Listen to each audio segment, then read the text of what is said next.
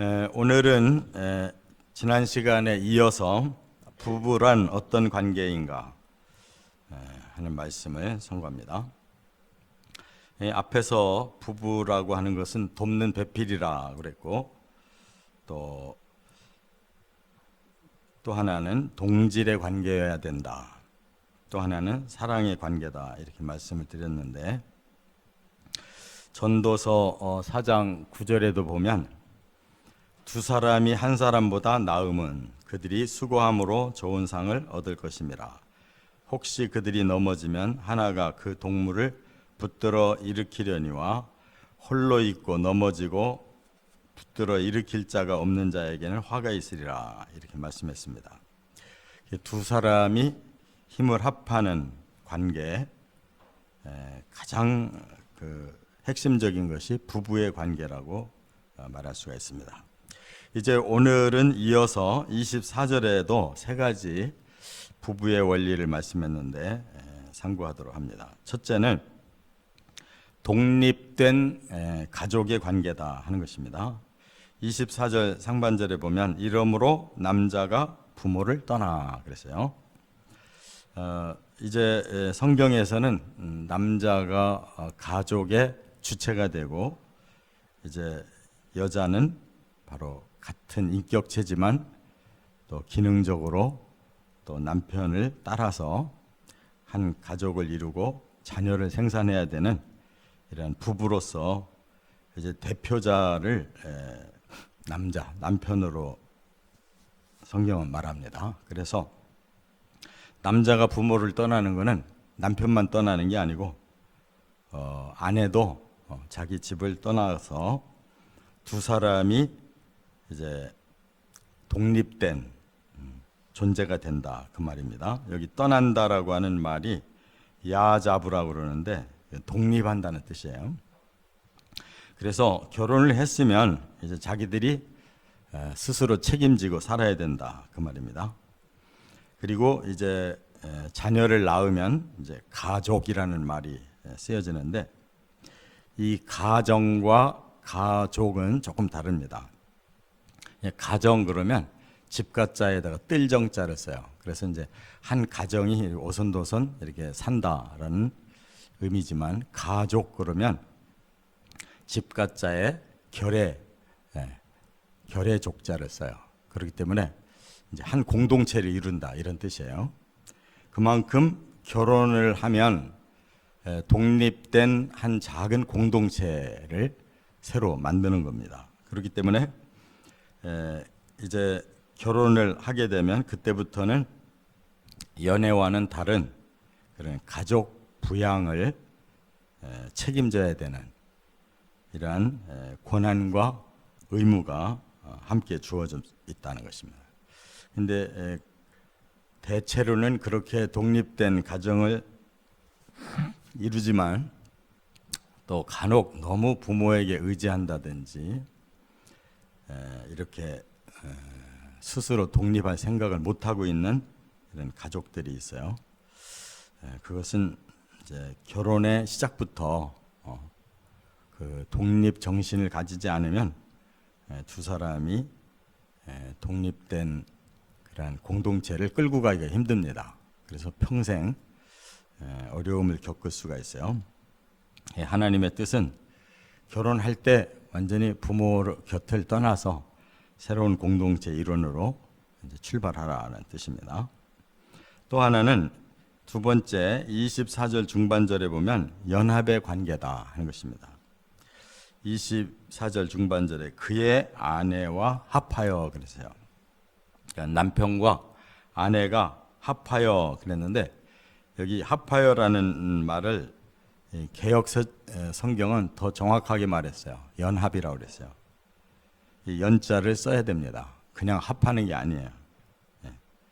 연이 돼야 합이 되는 거예요. 그 말은 연자는 잇따를 연자고 합은 합할 합자예요. 잇따르다라는 말이 연결돼야 더 가까이 연결돼야 하나가 될 수 있다, 그런 뜻이에요. 그래서 원어는 다바크라는 말은 밀착한다, 서로 더 가까이 온다는 겁니다. 연결되려면 서로가 가까이 와야 연결되지. 그래서 합해질 수가 있지. 가까이 오지 않고는 안 돼요.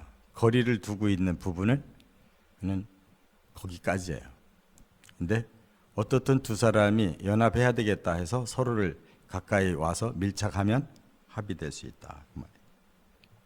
그래서 이제 더 필요한 것이 사랑으로 시작했기 때문에 이제 사랑의 차원을 높여가면서 실천해야 된다는 건데, 에로스의 사랑은 다분히 이기적입니다. 내가 좋아서 하는 거고, 또 거기서 이제 필레아의 사랑, 우정, 스톨게의 사랑, 부모, 거기다가 아가페의 사랑, 이타적으로 자신이 희생되더라도 상대를 이롭게 해주는, 거기까지 진행이 돼야 바로 연합이 되지, 그것까지 진행이 안 되면 연합이 안 됩니다.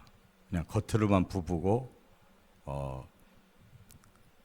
그 간격을 두고 계속 살면 결국은 그 가정은 정상적이지 못하고 결국 무너질 수밖에 없어요.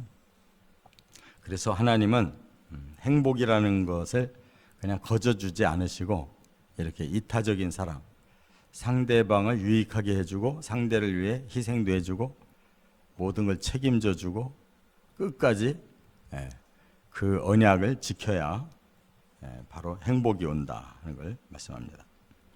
어제도 결혼식 했는데, 결혼이라는 것은 서약이에요. 서약. 약속을 하는 거지 그냥 뭐 저절로 되는 게 아니에요.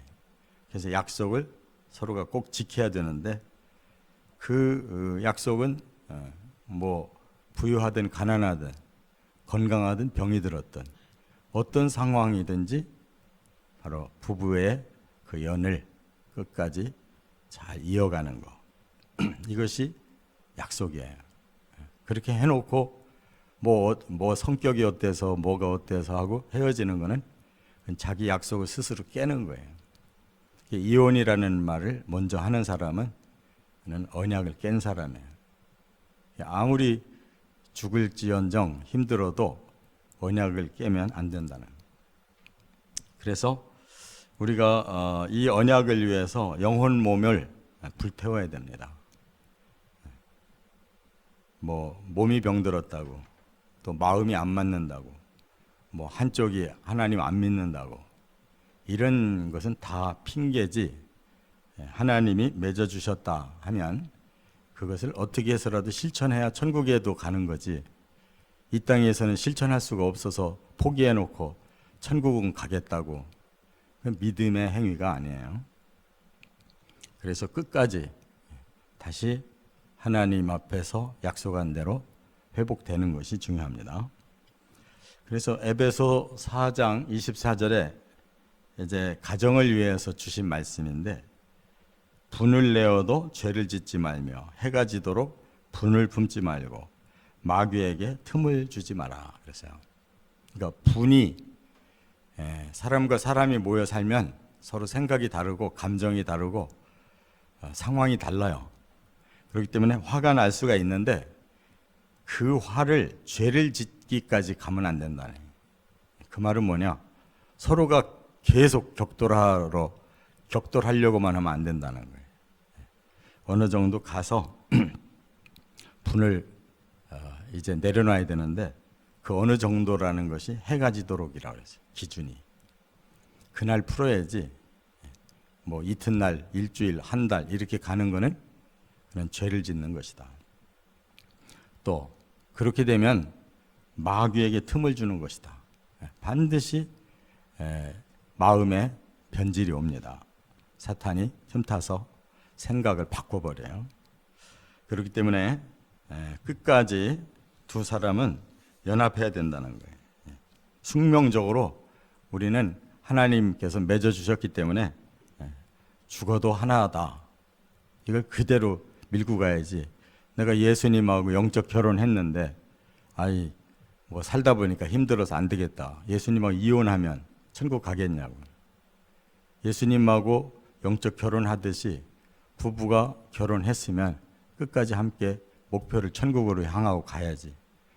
둘이 헤어지겠다는 것은 한쪽은 천국 안 가겠다는 건 그는 안 된다. 그러니까 우리가 삶과 마음을 별개로 놓으면 안 돼요. 마음과 삶이 같아야 된다는 거예요. 좋아서만 사는 부부는 없어요. 왜냐하면 둘 다 죄인이기 때문에 서로에게 상처 주고 서로에게 많은 감정이 쌓이고 서로에게 그런 한이 맺히고 죄인끼리 살기 때문에 그래요. 근데 나는 더 선하고 저 사람은 더 악하다 이런 생각을 가지면 그는 우리 스스로 자기를 판단하는 거고 자기가 재판장이 되는 거예요. 재판은 하나님이 하시는 것입니다. 그래서 우리 자신은 나를 자꾸 자기 자아를 높이면 결국 타협이 없어요. 서로 자아를 높이면 연합이 불가능해요. 그렇기 때문에 하나님 안에서 내가 죄를 깨달으면 고백하듯이 서로에게 자기 죄를 고백하고 미안하고 잘못됐다 하는 걸 계속 상대방에게 고백하고 살아야 된다 그 말이에요. 끝으로 세 번째 24절 하반절에 보면 한 몸의 관계다 그랬어요. 여기 24절 하반절에 둘이 한 몸을 이룰지로다. 이것이 몸을 한 몸으로 이루라는 것이 바로 성을 허락해서 함께 자녀를 생산해야 된다는 뜻이에요. 그러니까 하나님이 자녀 생산을 위한 성을 허락해 주셨지 그냥 암호하거나 쾌락을 누리라고 주신 게 아니라는 거예요. 반드시 부부간에만 성을 허락해서 여기 한 몸이라고 한 이 몸은 바사르라고 그러는데 이게 육이나 살을 의미하기도 하지만 여기 본문에서는 성을 의미하는 거예요. 성을 허락한 관계를 이렇게 말씀했고 반드시 하나님은 두 사람을 통해서 자녀를 생산하기를 원하셔요. 그러니까 자녀라는 것이 그만큼 공동의 중요한 목표다 그 말이에요. 하나님이 이 땅에 우리를 보내고 결혼을 시키는 것은 사람을 생산해 달라고 하나님이 보내신 사명이에요. 자녀가 안 생기면 할 수 없어도 자녀를 일부러 안 낳겠다.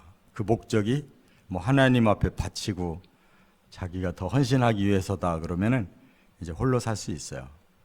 그는 하나님이 허락하신 이런 영적 보좌, 말하자면 헌신자가 있지만 그 외에는 자기 스스로 자녀를 거절하는 거, 그건 죄예요. 하나님이 자녀를 낳으라고 결혼 제도를 만드시고 많은 영혼을 생산해서 그들을 구원시켜서 그들을 천국으로 드리는 것이 하나님의 최종 목표이기 때문에 가정에서 자녀를 낳는 것은 대단히 중요한 사역이다 하는 것입니다. 그래서 사람을 창조할 때 분명히 그렇게 말씀했어요. 생육하고 번성하고 충만하라. 이게 생육은 낳고 기르고 번성은 점점 늘어나고 충만은 가득 차고 이게 하나님의 뜻이에요. 그렇기 때문에 가족도 마찬가지로 그러한 원리로 사는 것이다 라고 말씀했어요. 예수님께서 오늘 이 말씀을 해석해 주셨는데 마태복음 19장 3절에 가면 이렇게 해석을 하셨어요. 왜 이 말씀하셨냐면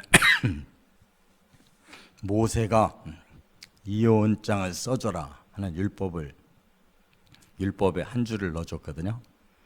그래서 그것 때문에 사람들이 핑계를 대고 살기 싫으면 이혼하고 이렇게 그 악순환이 일어나는 거를 이제 사람들이 느끼거든요.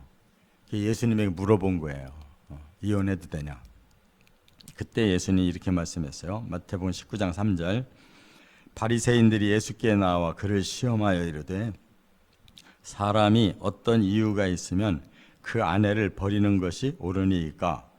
예수께서 대답하여 이르시되 사람을 지으신 이가 본래 그들을 남자와 여자로 지으시고 말씀하시기를 그러므로 사람이 그 부모를 떠나서 아내에게 합하여 그 둘이 한 몸이 될지니라 하신 것을 읽지 못하였느냐. 그런즉 이제 둘이 아니요 한 몸이니 그러므로 하나님이 짝지어 주신 것을 사람이 나누지 못할지니라. 그랬어요. 하나님 앞에서 서약했고 두 사람 간에 그렇게 이제 합하여 살겠습니다 하고 시작을 했다면 끝까지 하나님 앞에서 지켜야 된다. 그것이 하나님 뜻이다. 그 얘기예요. 그래서 이렇게 계속 살면 결혼 안 한만도 못 하겠습니다라고 제자들이 너무 힘들다고 그 얘기해요. 힘들어도 사는 것이 사명이에요. 그렇기 때문에 하나님께서 아무리 귀한 일이라도 우리가 먼저 포기하는 것은 죄예요. 그렇기 때문에 끝까지 하나님이 우리를 독신으로 세우셔서 하나님 영광 받으시겠다고 하는 메시지를 주셔서 서약했으면 끝까지 그렇게 살고, 또 결혼을 하기를 마음 먹고 하나님 앞에서 서약했으면 끝까지 하나님 앞에 가정을 지키고, 그것이 하나님 뜻이에요. 우리가 임의로 이거저거 이유를 대면 뭐 수천 가지라도 될 수 있지만 그것은 하나님의 조건과 관계없다, 그 말이에요. 그래서 하나님께서 우리 성도들의 거룩한 가정을 통해 거룩한 자녀를 많이 생산하고 거룩한 성도를 만들어서 하나님 나라에 많이 드리는 것이 먼저 살은 우리들의 사명이고 또 열매라는 거 꼭 깨닫고 승리하시기를 주의 이름으로 축원합니다.